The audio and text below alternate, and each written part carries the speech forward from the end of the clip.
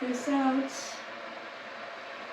Super creamy garlic butter and chicken rice casserole. Smells amazing. This is a perfect casserole to make ahead. Like right now I'm cooking it in the morning for dinner. Sorry, I have a cold, so it's really hard for me to talk. So I'm cooking it for later dinner, but I'm just going to show you guys what it looks like. It was so easy to make.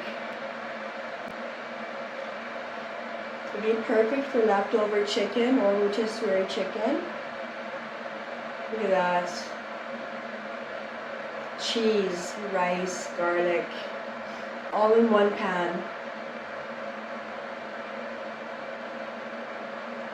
Oh my gosh, it looks so good, you guys. I'm gonna try to taste a little bit. Probably too hot.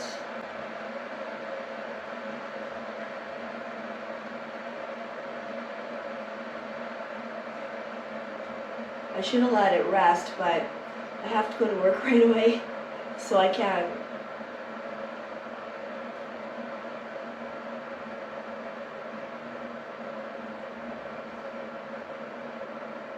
Oh my god. That is delicious. That is so good.